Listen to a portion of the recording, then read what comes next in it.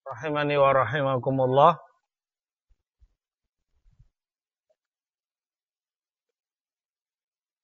Kita melanjutkan kajian Riyadhus Shalihin karya Al-Hafidh Yahya ibn Sharaf An-Nawawi rahimahullah,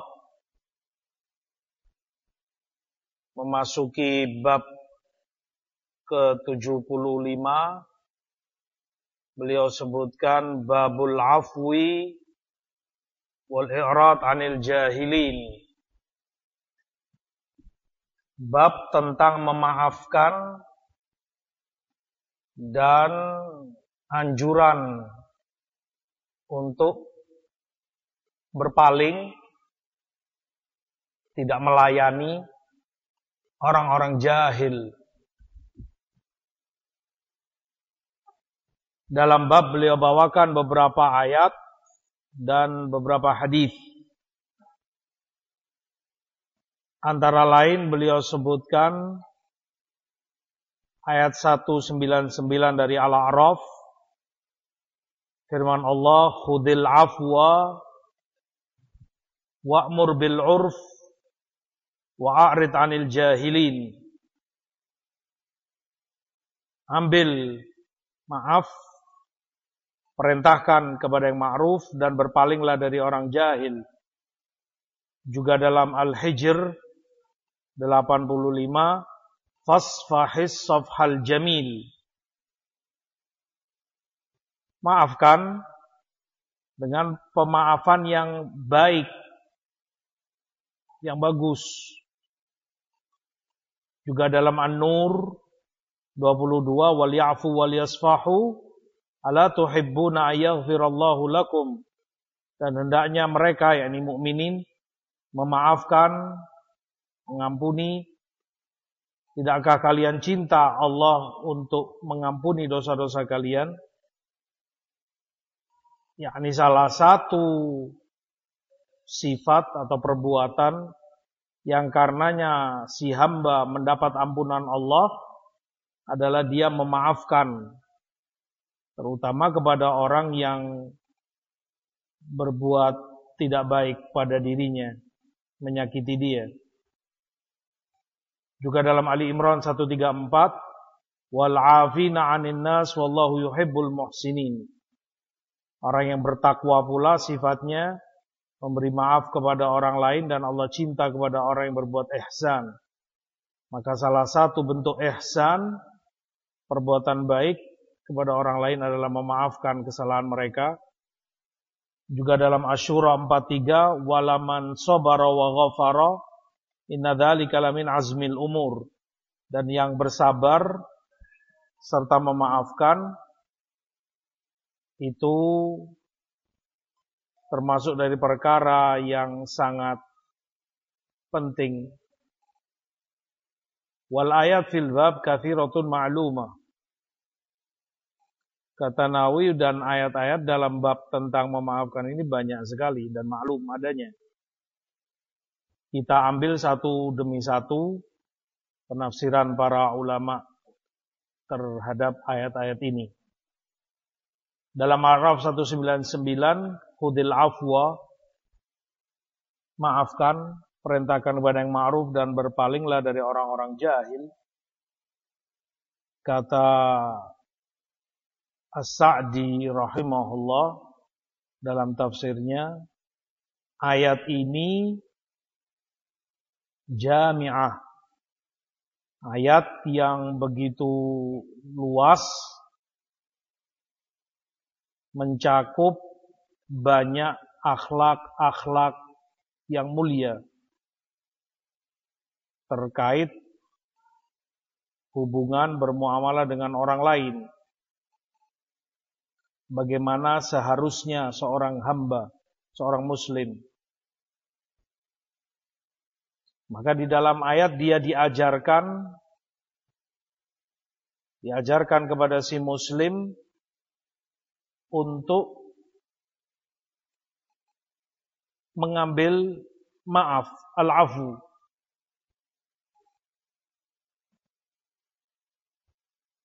makna ayat khudil afwa berarti apa yang mudah bagi diri mereka dari amal perbuatan ataupun tutur kata dan perbuatan, perkataan bentuknya ataupun amalan, atau juga akhlak, sifat, perangai seseorang.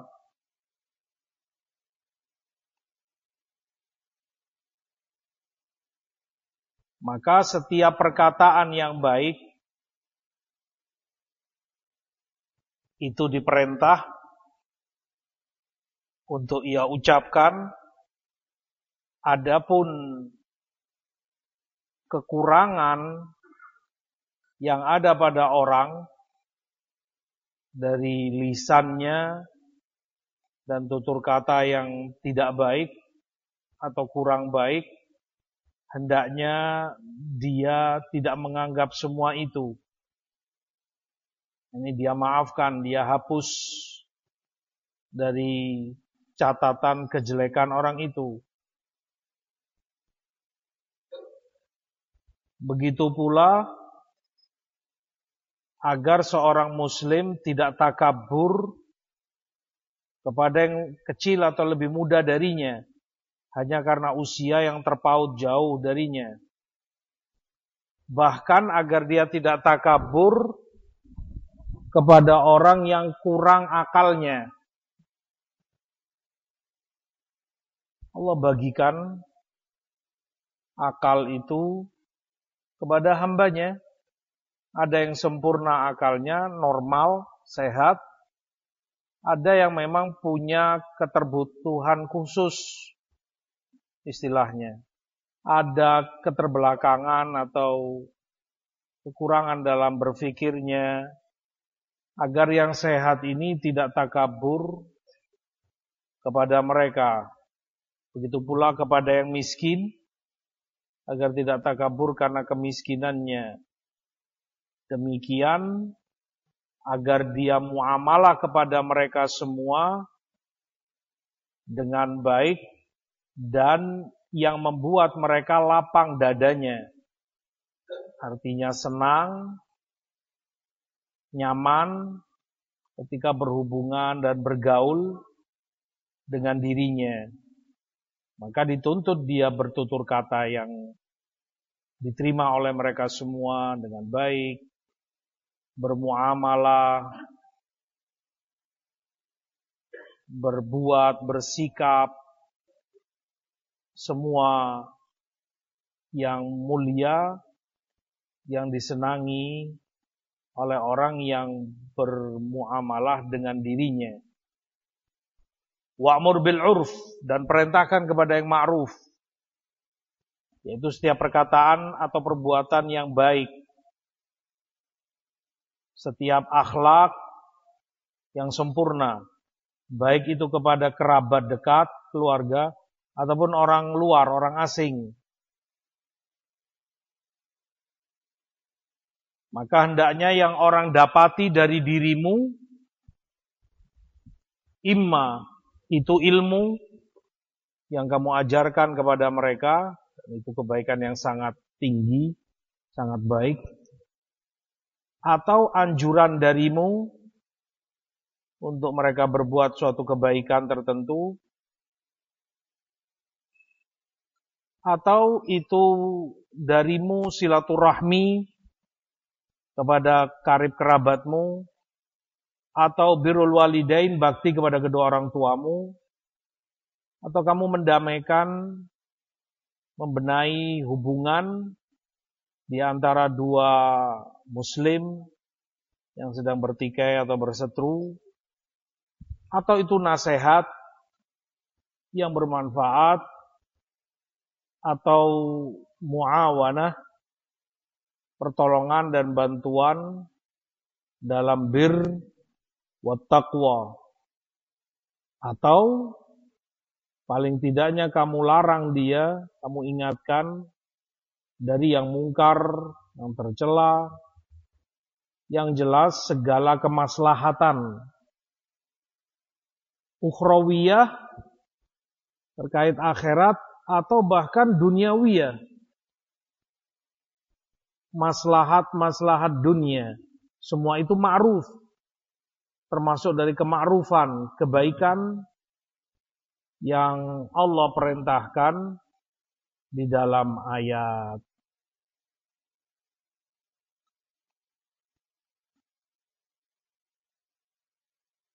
Demikian pula ketika Allah sebutkan ayat ini terkait muamalah hasanah, bagaimana seharusnya seorang mukmin bergaul, bermuamalah dengan orang dekat, dengan orang jauh, dengan orang yang mungkin ada kekurangannya dan seterusnya. Maka di ayat berikutnya, walaupun tidak Nawawi sebutkan, yaitu ayat 200 dari Al-A'raf, Allah lanjutkan masih sebagai bimbingan dan tarbiyah kepada kaum mukminin. Wa imma yanzaghannaka minasyaitani nazghun fasta'id billah innahu sami'un alim. Innal ladzina taqaw idza massahum ta'ifun minasyaitan tadzakkaru fa idza hum mubsirun. Kalau syaitan mengganggumu dengan waswasah, bisikan-bisikan tertentu, menghalangi kamu dari kebaikan yang hendak kamu perbuat, atau mendorong-dorong kamu kepada kejelekan, maksiat, yang zaghannaka minasyaitan nazghun fasta'id billah, maka berlindung dirilah kepada Allah darinya, karena sungguh Allah Maha mendengar, Maha mengetahui segala sesuatu. Ini bimbingan Allah masih dalam muamalah. Kalau tadi dalam kebaikan, yang ini muamalah seorang hamba bagaimana menghadapi, memuamalai syaitan dari kalangan jin maupun dari kalangan manusia.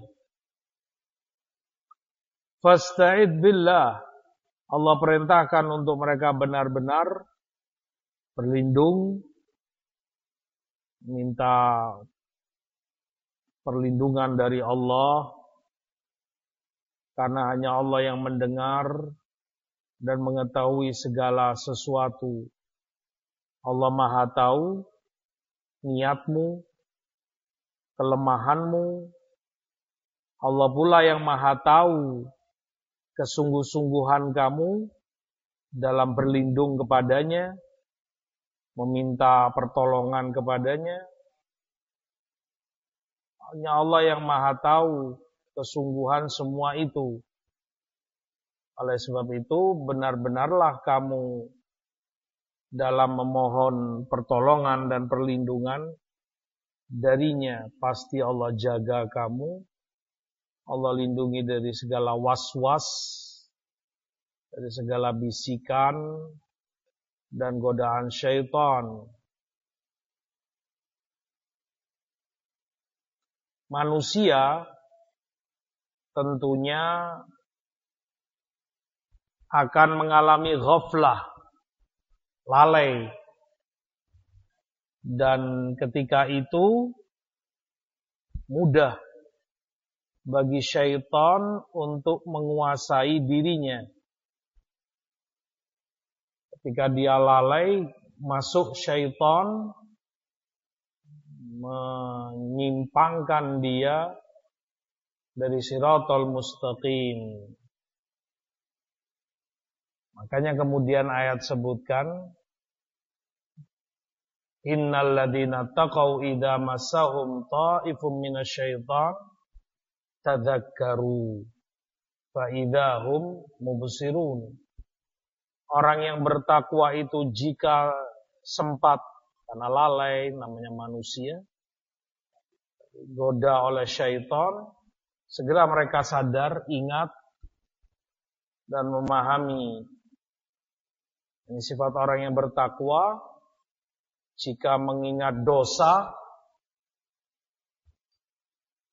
pada dirinya, baik itu melakukan yang haram,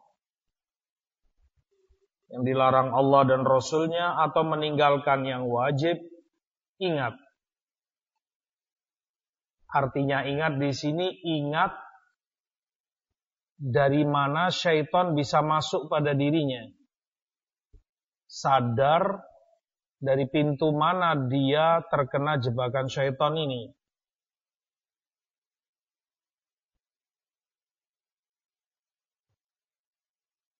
Fa'idahum mubsirun. Maka mereka pun melek, melihat, buka mata. Artinya tahu ini kesalahan dia, segera dia beristighfar dan bertobat kepada Allah Subhanahu wa ta'ala dengan tobat yang sesungguhnya. Dan dengan itu akan kecewa dan merugi besar syaitan dari istighfar Bani Adam dan tobat mereka yang selalu kepada Allah setiap kali mereka terjatuh dalam dosa.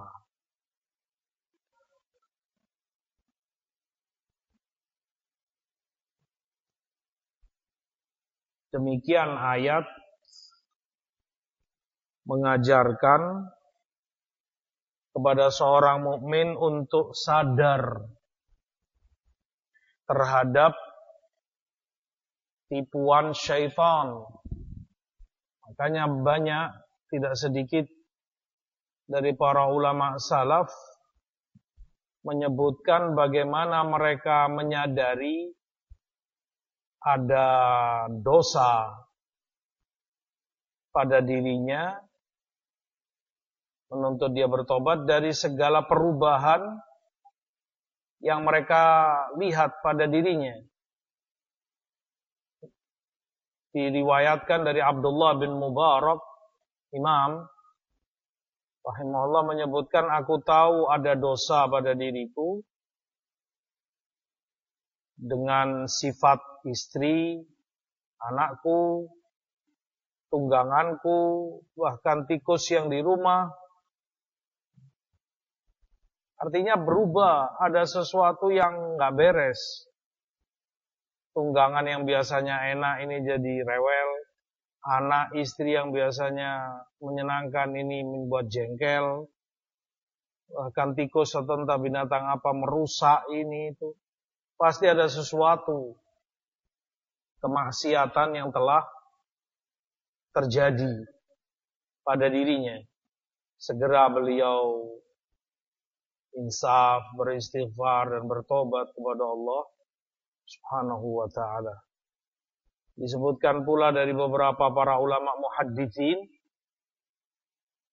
bahwa dari mereka ada yang tertimpa pada penglihatannya, ini matanya kabur, nggak baik, nggak bisa baca dengan baik, nggak bisa melihat dengan jelas. Hasil tanpa ada sebab yang diketahui. Maka setelah beliau introspeksi diri, beliau katakan, yang aku duga sebabnya karena lamanya aku meninggalkan ibuku selama aku belajar mencari hadis, mencari ilmu. Jadi tentunya karena jauh, apalagi di zaman itu. Si ibu mungkin sedih, ditinggal lama sama si anaknya tanpa ada komunikasi. Apalagi zaman itu. Bagaimana dia pengen tahu berita si anak, kabar si anak, ini nggak bisa. Mungkin karena itu, kata beliau, lamanya aku tinggalkan ibuku selama aku kesana kemari mencari ilmu hadis. Mungkin karena kesal ibunya. Dan ma'gul, logis yang demikian, kita ingat kisah Juraij. Bagaimana ketika dia sholat ibadah. Dipanggil ibunya, dia teruskan sholatnya. Dipanggil ibunya, dia teruskan sholatnya. Sampai kemudian menimpa beliau fitnah. Tertimpa fitnah, dituduh melakukan zina, ini, itu. Al-muhim, padahal itu kebaikan. Yang dilakukan adalah amal soleh, thalabul ilm, menuntut ilmu. Tapi karena dilihat dari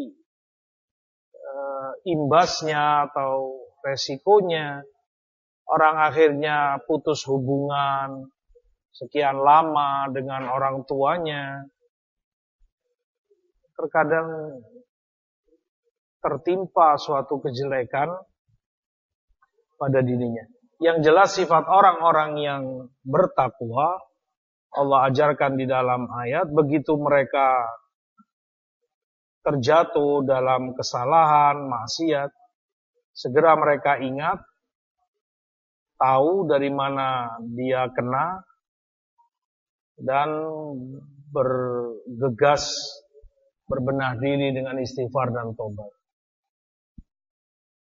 Maka Allah rahmati seorang hamba yang tahu di mana kelemahan dia, sehingga syaitan mudah masuk dari situ.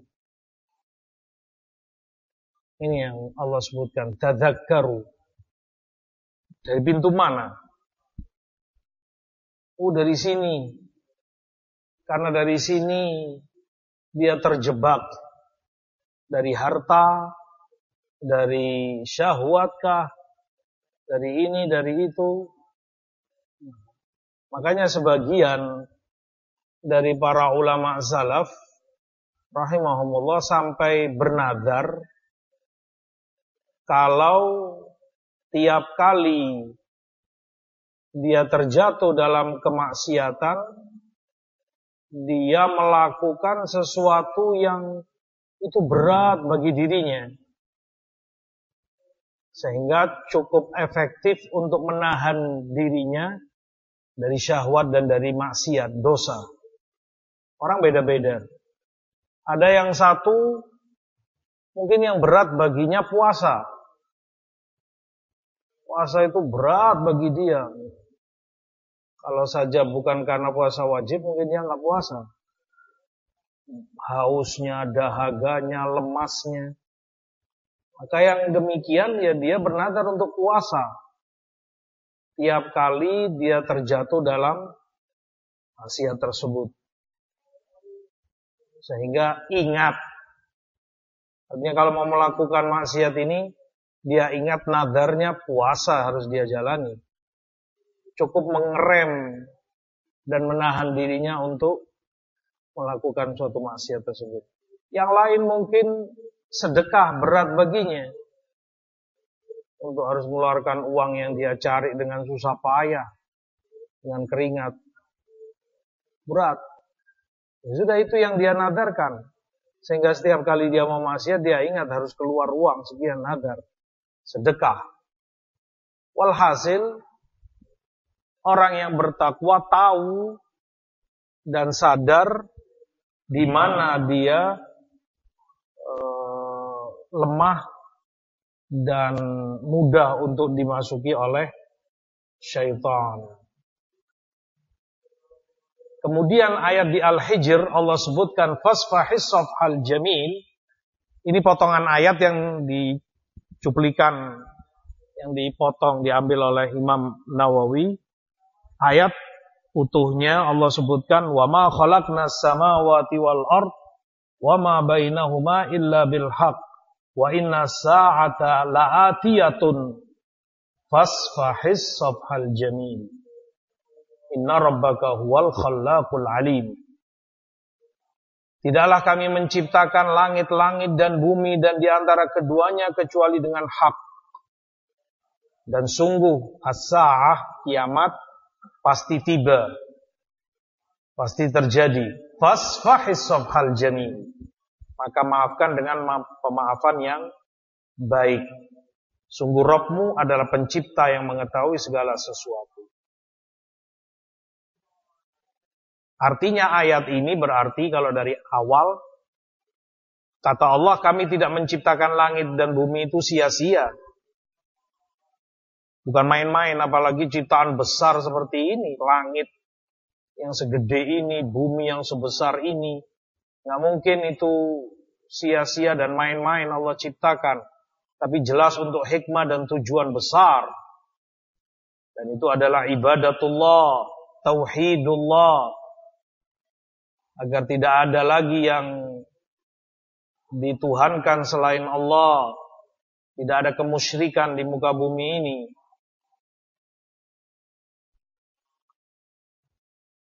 Wa inna sa'ah la'atiyah.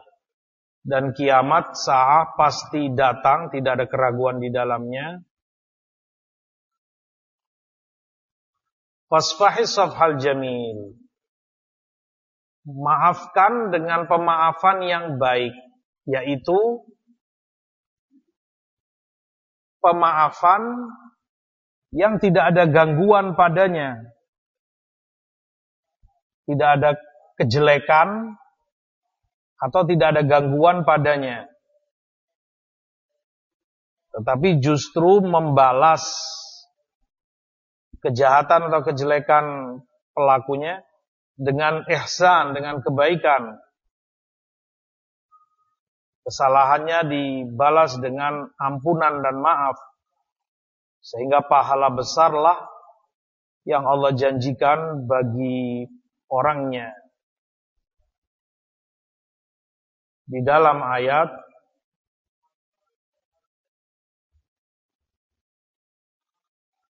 Allah perintahkan untuk memaafkan dengan pemaafan yang baik.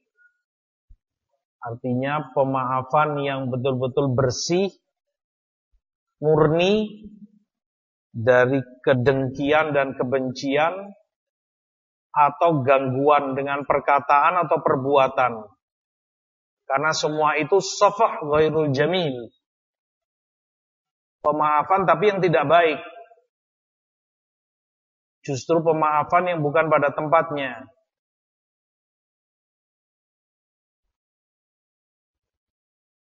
Dan ini mengajarkan kepada kita tidak semua memaafkan itu baik.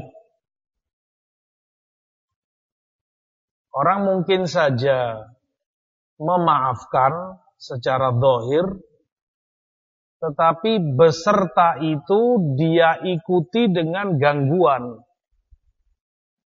kejelekan, mengganggu orang yang dia maafkan, baik itu dengan kata-kata atau dengan perbuatan. Dengan kata-kata misalnya ya ucapan yang nyelkitkan hati, buat orang tersinggung dan pedih, perasaannya sakit. Misalnya udah dia minta maaf gini, maafkan keliru saya begini, ya sudah, ya apa-apa. Nah, memang orang kayak kamu nggak bisa ini misalnya. Dimaafkan tapi ada embel-embelnya, ada ekor yang di belakang yang itu nyakitkan dengan kata-kata. Atau dengan perbuatan, mungkin lisannya diam, tapi perbuatannya misalnya kalau diikuti dengan jabat tangan gitu, pegang tanya ya sudah, maafkan, sambil dihempaskan atau dia membuang muka, ini kan perbuatan. Ya sudah, saya maafkan, sudah sana. Orangnya kan jadi nggak enak yang diberi maaf ini. Ini orang ngasih maaf, tapi perbuatannya masih meninggalkan bekas, menyakitkan. Ini yang Allah ingatkan, fasfahis safhal jamil. Allah nggak sebutkan fasfah saja, fasfahis safhan misalnya, maafkan. Tidak hanya maafkan yang Allah perintah, tetapi safhal jamil, pemaafan yang murni, bersih. Tidak ada embel-embel tadi yang menyakitkan atau yang mengganggu orang yang kamu maafkan. Ya sudah. Abadan, kalau memang kamu mau memaafkan, maafkan secara murni utuh. Iya, khair insyaallah. Kalau saya maafkan, insyaallah khair, mudah-mudahan gini. Enak.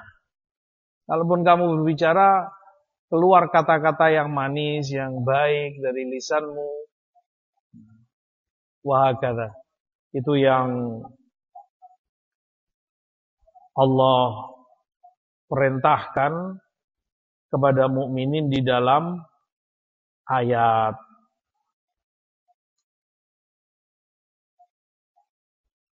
Makna ayat pula berarti agar seorang mukmin tidak memaafkan ketika kondisinya memang menuntut dia nggak boleh memaafkan.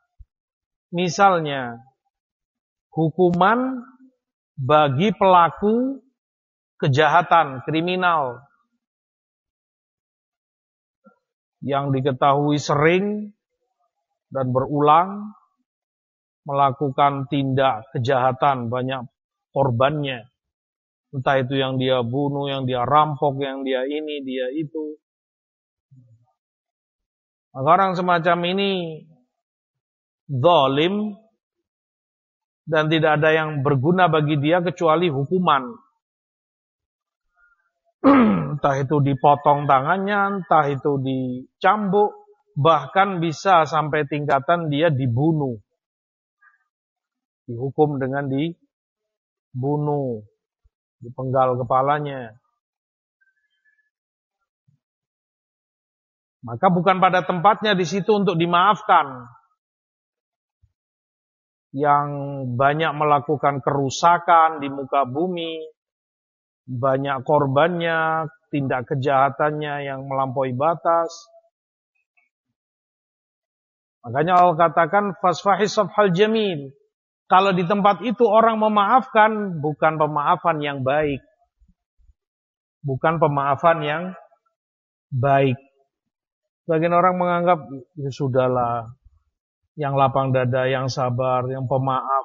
Hatta ini orang pelaku kejahatan yang luar biasa disuruh memaafkan, dipaksa. Itu bukan pemaafan yang baik. Apalagi jika berakibat orang ini tambah leluasa berulang lagi menjalankan aksi-aksi kejahatannya. Kamu dengan memaafkan dia bukan berbuat baik tapi berbuat jahat. Dengan memaafkan dia, kamu tidak berbuat baik tetapi berbuat kejahatan. Karena dengan maafmu, dia bertambah tingkat kejahatannya. Makanya Allah sebutkan safhal jamil. Menunjukkan tidak semua maaf menjadi baik. Makanya perlu dilihat kapan dan bila mana maaf itu menjadi kebaikan dari seorang muslim kepada yang lain. Wal ya'fu wal yasfahu ala tuhibbuna ayaghfirallahu lakum. Ini juga potongan ayat diambil oleh Nawawi rahimahullah yang asalnya ketika Allah sebutkan ayat terkait kasus Abu Bakar As-Siddiq radhiyallahu ta'ala dengan Mistah ibn Utsatsah. Mistah ibn Utsatsah radhiyallahu an termasuk kerabat dekat Abu Bakar. Masih ada famili lah. Walhasil singkat cerita, selama ini Abu Bakar nyantuni Mistah karena Mistah termasuk lemah ekonominya, nggak mampu begini. Maka Abu Bakar bantu tiap bulannya, dikasih belanja, dibelikan ini, Gampangannya kalau kita sekarang sembako, ini uang, belanja, terus dibantu oleh Abu Bakar.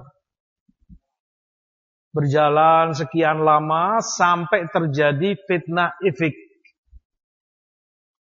di mana Aisyah radhiyallahu anha, putri Abu Bakar, yang menjadi korban. Diisukan beliau berbuat begini, berbuat begitu. Kisahnya ma'ruf dalam sirah, bagaimana ketika beliau tertinggal oleh rombongan Rasul, sampai kemudian datang sahabat sendirian, kemudian hanya mengucapkan subhanallah karena melihat Aisyah, maka dia turunkan ontanya, dinaiki oleh Aisyah, dan dituntun onta ini sampai ke Madinah, sampai pulang. Sepanjang perjalanan tidak ada satu dua kata pun yang terucap dari keduanya. Sahabat ini pun menghormati istri Rasul, dia hanya mengantar pulang. Al-Muhim sepulang dari Madinah, geger Madinah oleh kaum munafikin. Mulai disebarkan isu, istri Rasul Aisyah, gadis, anak muda, bersama lelaki di perjalanan berdua, apa yang terjadi, begini. Hasil gempar. Sangat disayangkan, termasuk yang ikut menyebarkan isu ini atau ikut membicarakan ini, Mistah ibn Utsatsah, yang sering dibantu oleh Abu Bakar. Ya, namanya Abu Bakar manusia radhiyallahu an, namanya seorang bapak. Tentunya kisahnya ma'ruf. Setelah itu Allah turunkan ayat membela Aisyah, mensucikan kehormatan Aisyah, dibela oleh Allah di surat At-Taubah. Al-Muhim, begitu ayat turun, Abu Bakar marah. Jadi siapa yang enggak marah? Wajar. Ini tiap bulan dikasih bantuan, belanja, sembako, segala macam. Hutang budi begitu banyak kepada keluarga Abu Bakar. Giliran terjadi fitnah, malah dia termasuk yang ikut membicarakan. Semestinya kan paling tidaknya dia ikut menepis fitnah. Oh enggak benar. Aku tahu Aisyah orang mulia, wanita terhormat, putri Abu Bakar. Semestinya kan gitu. Ini sering mendapat bantuan. Ini enggak, malah Mistah sempat demikian. Karena sakit hati Abu Bakar, di stop bantuan oleh Abu Bakar. Sudah, mulai sekarang enggak akan aku beri belanja, enggak akan aku bantu sembakonya. Dahar Abu Bakar sakit hati. Dan wajar, siapa orang yang enggak sakit hati. Turun ayat ini. Wala ya'tal ulul fadli minkum wassa'a ayyutu ulil qurba wal masakin wal muhajirin fi sabilillah. Dan jangan sampai bersumpah orang-orang yang punya keutamaan seperti Abu Bakar dari kalian, punya harta yang lebih, untuk memberi hartanya kepada kerabatnya, orang-orang miskin, para muhajirin fi sabilillah, wal ya'fu wal yasfahu. Ini potongan yang diambil oleh Nawawi. Hendaknya mereka memaafkan dan mengampuni orang yang berbuat kejelekan padanya. Siapa dalam hal ini? Mistah ibn Utsatsah. Allah perintah untuk diampuni, dimaafkan perbuatan Mistah. Ala tuhibbuna ayaghfirallahu lakum. Dan Allah tutup ayat, tidakkah kalian cinta untuk diampuni Allah? Ini kalau kalian memaafkan, kalau kalian mengampuni, Allah akan ampuni kalian. Tidakkah kalian senang itu untuk diampuni oleh Allah? Langsung Abu Bakar radhiyallahu an sebagai sahabat yang mulia, bala nuhibbu an yaghfirallahu lana. Kita sangat berharap, kita sangat senang untuk diampuni oleh Allah. Maka langsung Abu Bakar kembali menyantuni Mistah seperti biasanya. Kembali memberi belanja kepadanya, memberi sembako, bantuan ini itu. Ketika ada teguran di dalam ayat ini, Maka ayat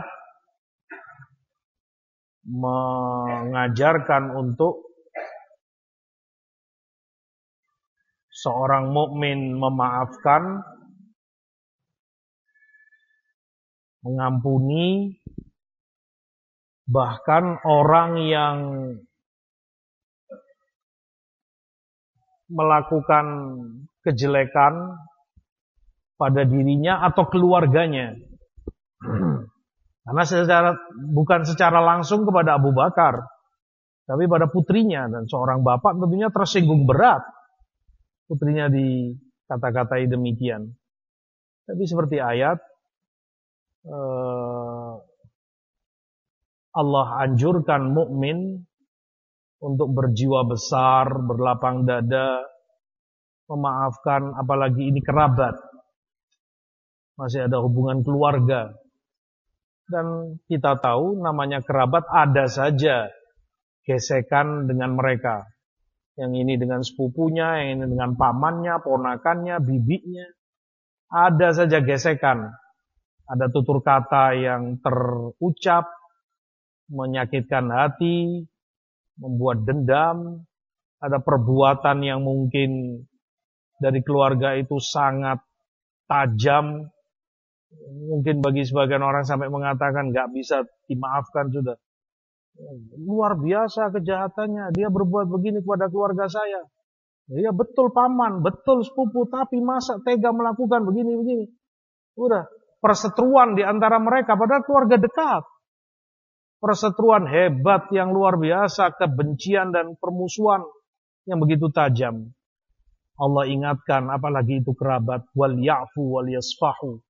Maafkan, ampuni. Kalau kalian cinta dan senang, Allah mengampuni kalian. Agar kalian diampuni oleh Allah. Dan siapa orangnya mukmin yang tidak berharap ampunan Allah? Siapa orangnya seorang mukmin yang tidak cinta untuk diampuni Allah? Untuk mendapat itu, jaza min jinsil amal. Balasan itu serupa dengan amalanmu. Maka maafkan, ampuni. Sebagaimana kamu juga banyak dosanya, ingat pada dirimu sendiri banyak maksiatnya dan kamu berharap diampuni oleh Allah, maka orang yang berbuat jahat padamu, berbuat jelek, terutama sekali lagi yang ada hubungan dekat denganmu, kerabat atau teman akrab, sahabat karib dan yang semisalnya, maafkan dan ampuni mereka. Selanjutnya insyaallah untuk pertemuan berikutnya. Wallahu a'lam. Wassallallahu alaihi wasallam.